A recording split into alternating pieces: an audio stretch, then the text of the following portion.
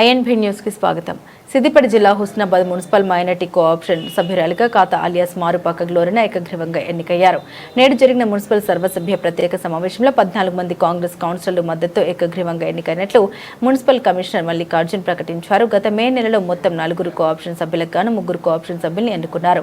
ఒక minority cooption సభ్యుడి ఎన్నిక విషయంలో కౌన్సిలర్లు అందరూ ఏకాభిప్రాయానికి రాకపోవడంతో వాయిదా వేశారు. తిరిగి కౌన్సిలర్ల ఏకాభిప్రాయంతో నేడు ప్రత్యేక సమావేశంలో మైనార్టీ కోఆప్షన్ సభ్యురాలిగా ఖాతా గ్లోరియాను ఏకగ్రీవంగా ఎన్నుకున్నారు. ఎన్నికకు సహకరించి మద్దతు తెలిపిన మున్సిపల్ చైర్మన్, వైస్ చైర్మన్, కౌన్సిలర్లకు మరియు మంత్రి పొన్నం ప్రభాకర్ కు మున్సిపల్ కోఆప్షన్ సభ్యురాలు ఖాతా గ్లోరినా ధన్యవాదాలు తెలిపారు. మున్సిపల్ పాలకవర్గ సభ్యులతో కలిసి మైనార్టీల సంక్షేమానికి కృషి చేస్తామన్నారు.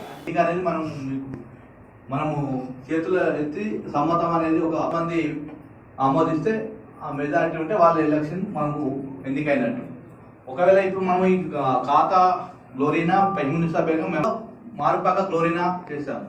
మన మెజారిటీ సభ్యులు ఆమోదం చేస్తే ఆమె ఎన్నికైన మనము మన సభ్యులందరూ కూడా మనం ఆమోదించాల్సి ఆమోదం ఇస్తే కౌంట్ చేసుకోవాలి.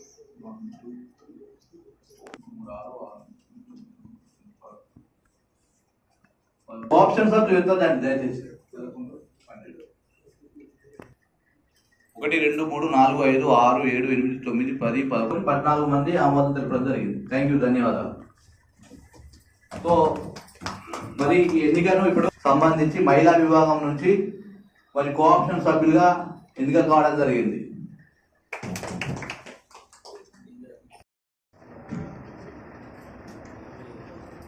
సంబంధించి మహిళా కేటగిరీలో కోఆప్షన్ సభ్యులుగా ఎన్నుకోబడ్డారు. మేడం గ్లోరినా అనే నేను హుస్నాబాద్ పురపాలక సంఘం కోఆప్షన్ సభ్యురాలుగా శాసన ద్వారా నిర్మితమైన భారత రాజ్యాంగం పట్ల నిజమైన విశ్వాస విధేయత చూపుతానని, భారతీయ సార్వభౌమ అధికారాన్ని సమగ్రతగా కాపాడుతానని నేను స్వీకరించబోతున్నాను.